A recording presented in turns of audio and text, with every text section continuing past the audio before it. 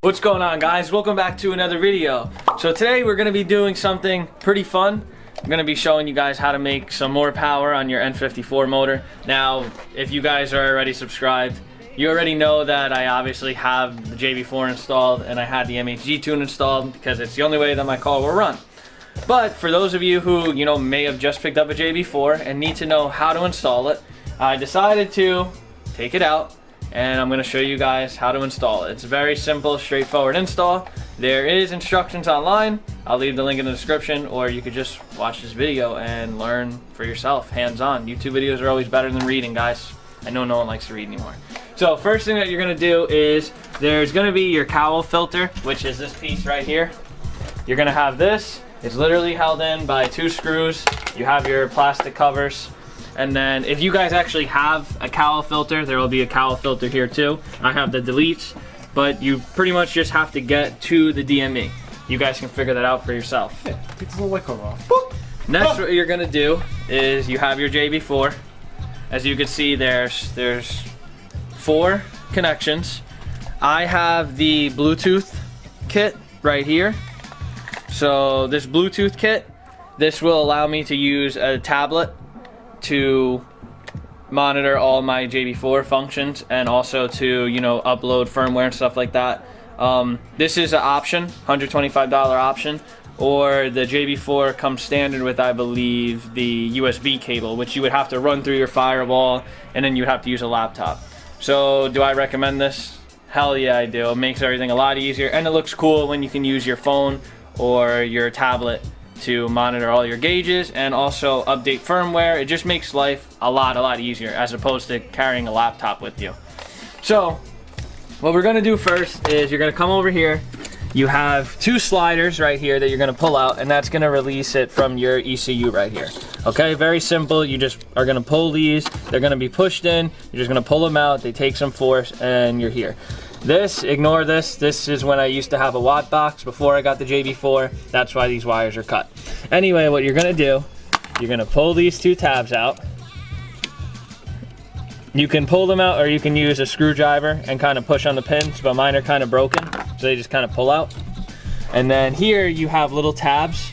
Some of them come out easy, some of them require a tab to be pushed on. It's like a little small tab in the corner there.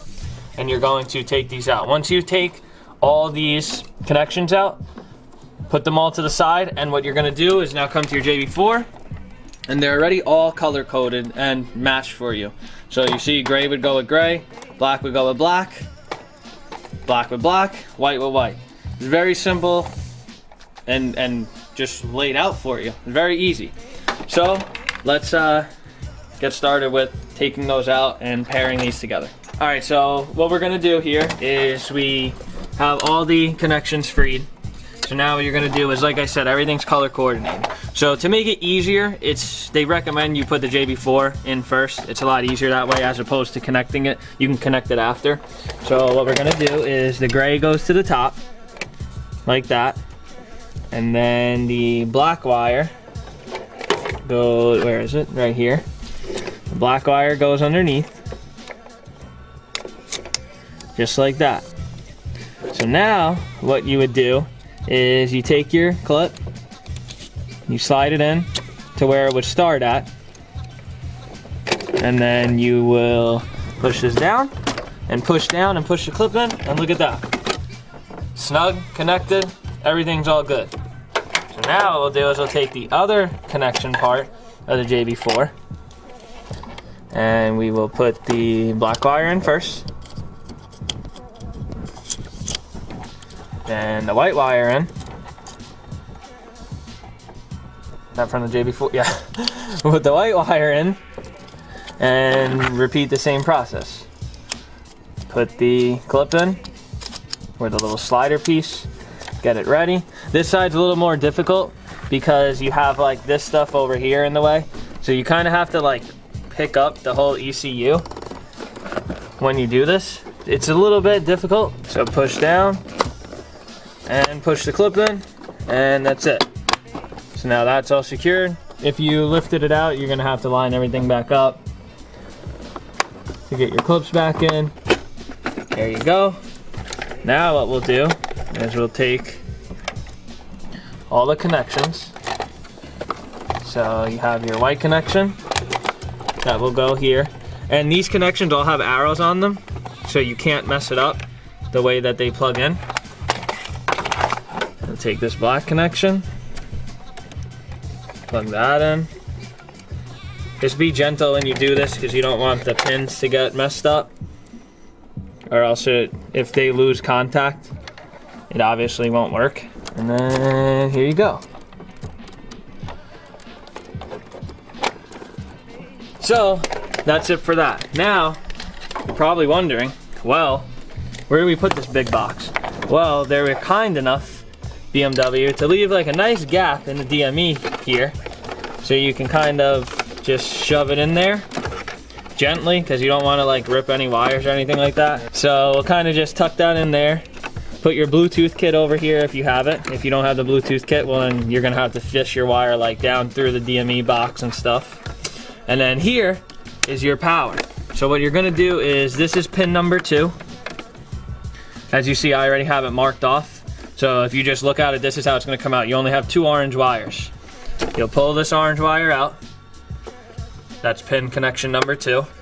You will plug it into the power, which comes with this. And then you take the red wire that came with your Bluetooth kit, and you put that into pin 2. Then you just kind of put it back in here, into its slot, and then that's it. So now the problem here is, as you can see, there's a bunch of wires. So it is kind of sketchy. When you put your cover back in, it kind of does crush everything down. So what I recommend is, you know, make sure that everything is good. If the car doesn't start, there's multiple diagnostic things. Majority of the time, if the car doesn't start, or if there's like a half check engine light or something like that, it means that one of the connections aren't seated fully. So what I would do is go back, unclip everything, make sure everything's connected the right way, and you know, if that still doesn't work out, then you can further diagnose it. If for some reason you can't get the car to start at all, or it doesn't want to crank, or it still gives you issues, you could contact Berger Motorsports or Berger Tuning, and they will definitely help you out. You know, if Berger Tuning doesn't answer, go always hit up Pat, slide in his DMs, and he'll help you out. He's done it, like he said, multiple times. All right, so while Pat's taking the time to put that on, remember guys, just go down there, smash that like button, hit that subscribe button, and so you can continue watching how the JB4 is put in, the back end flash, all the other fun stuff that he's gonna put in. Because, you know, crazy power. All right, so now we're in the car. As you guys saw, the JB4 is all hooked up. You would go to your Google Play Store, download your JB4 app.